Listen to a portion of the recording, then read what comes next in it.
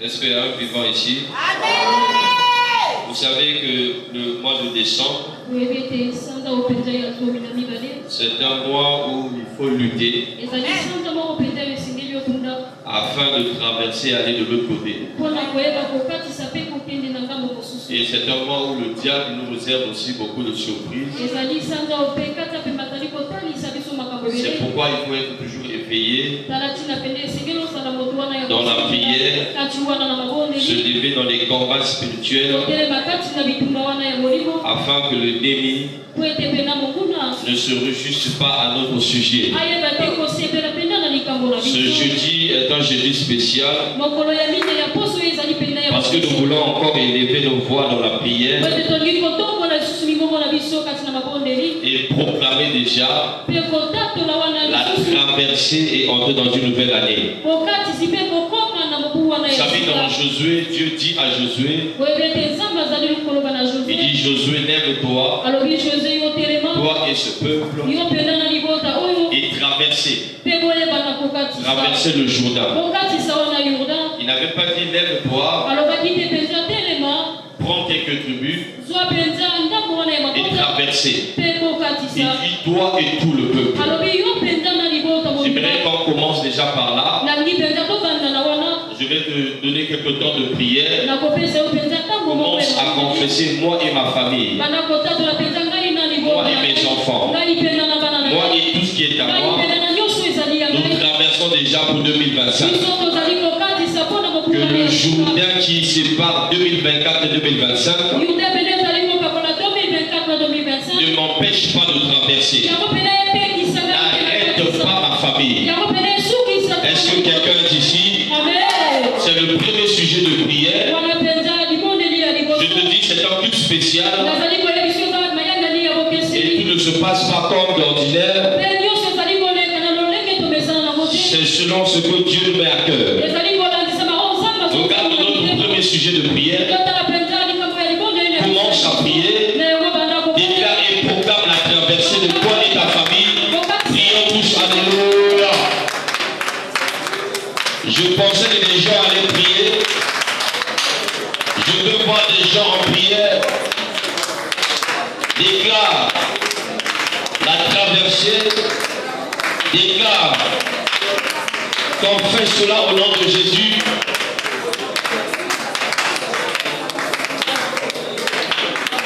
Que rien ne t'arrête, même pas le diable, même pas les obstacles, que rien ne t'arrête, toi et ta famille. Est-ce qu'il y a un Gédéon qui peut prier ici? Est-ce qu'il y a un Jephthé qui peut prier ici? C'est toi le représentant de ta famille. Élève ta voix maintenant, car cette prière, c'est pour le bénéfice, la protection de ta famille. Déclare maintenant, 2024, rien ne m'empêchera, rien ne m'arrêtera, aucun obstacle n'empêchera ma famille d'entrer en 2025. Au nom de Jésus, je proclame maintenant et je déclare la traversée. Au nom de Jésus, bien maintenant, rien, aucune mauvaise surprise du diable viendra vers moi. Au nom puissant de Jésus.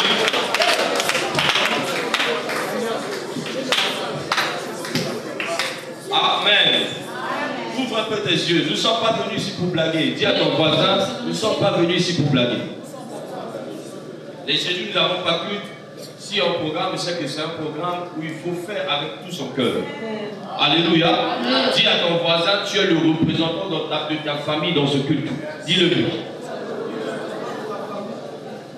Vous êtes nombreux, mais Dieu t'a sélectionné pour que tu sois ici. Et donc c'est à toi de prier pour ta famille. Quand Dieu visite Gédéon, il dit: je suis le plus jeune. Il y avait des premiers. Il y avait des gens dans sa famille. Il y avait son père. Mais Dieu l'a visité. Il dit: c'est à toi que je donne cette charge. J'aimerais dire à quelqu'un ce soir, c'est à toi que Dieu donne la charge. Est-ce que quelqu'un est là? C'est à nous que Dieu donne la charge de notre famille. Pendant que Gédéon disait: je suis le plus jeune, je suis dans une famille la plus pauvre. Dieu lui dit: vaillant héros, va avec cette force. j'aimerais dire à quelqu'un, c'est toi le héros que Dieu a choisi. Donc je veux que tu pries avec autorité. La prière d'autorité a une grande efficacité. Commence à déclarer maintenant que ton sac d'union, sa famille, on va le documenter ici. Pour arrêter Bichou. Et dans la bouffe, et dans la chino, la pétition, la programmée traversée au nom de Jésus, demandez-lui, demandez-lui.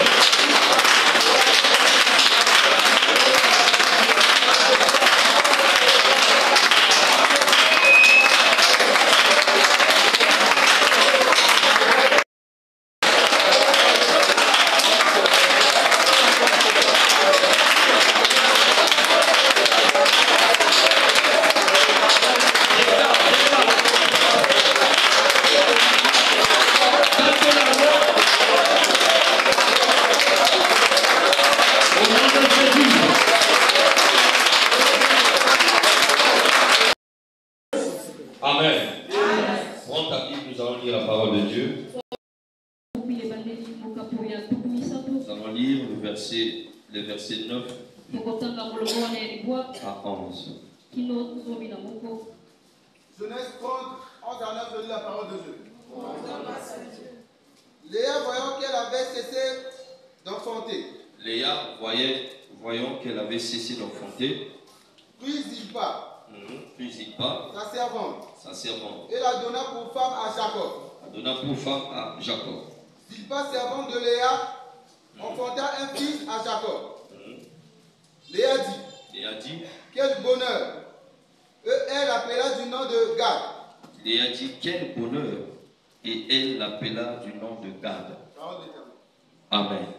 Dis avec moi, quel bonheur! Quel bonheur! Que son nom soit béni.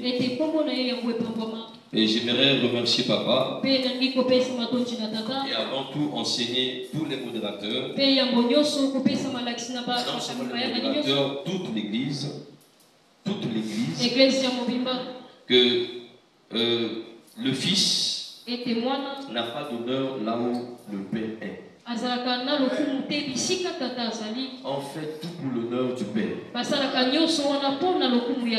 Alléluia. Amen. Donc, lorsque Papa est là, moi je m'efface. Je n'ai pas d'honneur. Je me joins à vous et nous lui honorons comme il se doit. On le célèbre comme il se doit. C'est une erreur que les modérateurs, tout le monde qui prenne le micro à la chair doit maintenant éviter. Alléluia. Donc je remercie Papa pour la formation, pour tout ce qu'il fait dans ma vie. Je suis reconnaissant. Je parle aujourd'hui. J'ai ce titre que j'ai aujourd'hui, c'est lui qui l'a fait. Que mon cœur reste reconnaissant et soumis. Est-ce que nous pouvons acclamer le Seigneur pour la présence de Papa? Amen. Nous sommes dans un culte spécial. Je bénis le Seigneur. Depuis dimanche, nous étions dans un thème intitulé La bénédiction de Nephtali. Dis avec moi la bénédiction de Nephtali. On nous a fait comprendre que dès sa naissance, la mère avait prophétisé que tout doit passer par des luttes. Et tous ses descendants, bien qu'ils avaient les prophéties de Jacob, est-ce que les gens peuvent me suivre? On ne peut pas suivre tout mouvement qui vient à l'église. Ça, c'est l'une des choses qui montrent l'immaturité. On ne peut pas suivre tout mouvement. Vous savez, les enseignants disent quoi? Il est très difficile de capter l'attention de l'enfant pendant 5 secondes. Hein? Donc, quand tu lui enseignes quelque chose, il bouge. Il bouge. Mais quand quelqu'un a déjà grandi, il sait ce qu'il est venu chercher à l'église, tout mouvement ne peut pas l'attirer. Alléluia. Vous savez, on dit beaucoup de phrases ici, hein? Mais parfois une seule phrase est ta phrase. C'est parfois une seule phrase qui peut te bénir. Voilà pourquoi ce centenier avait compris, il dit Seigneur, dis seulement un mot. Tout peut changer. Moi je parle, les soldats écoutent. Il dit parle seulement. Donc, parfois tous les mots qui sont libérés ici ne sont pas tous pour toi. Parfois juste une phrase. Mais imagine un peu que c'était la phrase de l'introduction et que tu étais distrait. Ça passe. Jésus dit, les mots que je vous ai dit sont esprit et vie. Donc, dans chaque mot, il y a l'esprit de Dieu et il y a la vie de Dieu. Donc tu dois être concentré pour suivre et capter, recevoir ce que Dieu avait décidé pour toi. Donc j'étais en train de dire que nous avons essayé de comprendre ce que c'est que la bénédiction de Nephtali. Ça veut juste dire que des gens qui sont bénis mais qui doivent traverser et vivre au travers des luttes. Qui disent un jour, ah, enfin, ils doivent traverser des luttes, des combats. Et c'est comme ça. La bénédiction de Nephtali, le Seigneur veut juste nous révéler que ne baissons pas les mains, il faut lutter. Amen. Alors, ce soir, d'ailleurs hier, l'homme de Dieu n'était pas avec nous. Mais regardez comment est-ce que Dieu emmène encore cette expression bénédiction. J'aimerais dire à quelqu'un, Dieu veut bénir. Je dis ceci, c'est que Dieu veut bénir. Lorsqu'il y a le témoignage de deux personnes, c'est que la chose est vraie et elle vient de Dieu. Mais Dieu nous conduit encore à parler de bénédiction. Malgré les combats de décembre, Dieu va bénir quelqu'un. Alléluia. Bien que coronavirus a laissé des cicatrices, mais il y a des gens qui bénissent l'Éternel pour le mois de l'année 2020.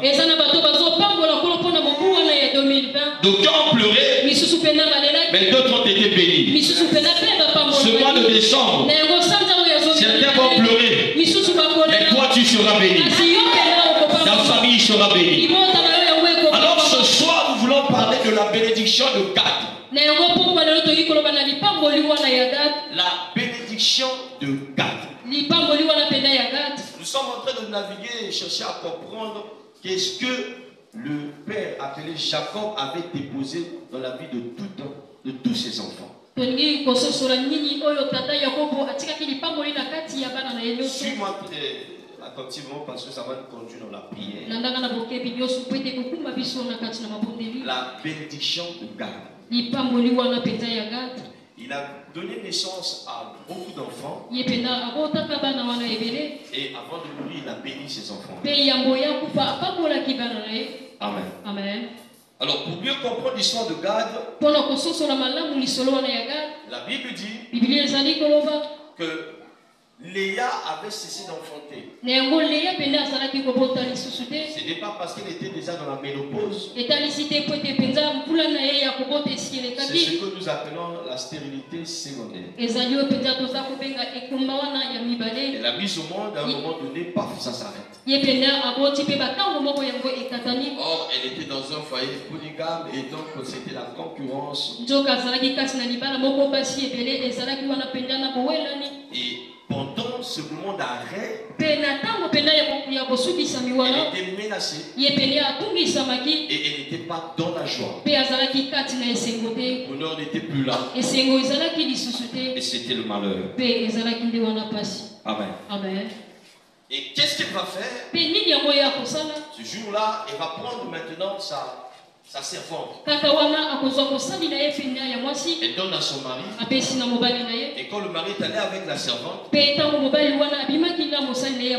alors la servante devient enceinte et enfante un fils. C'était à cette époque-là, c'était comme des mères porteuses. Comme ce que les blancs font aujourd'hui. Donc quand Zilpa a mis au monde.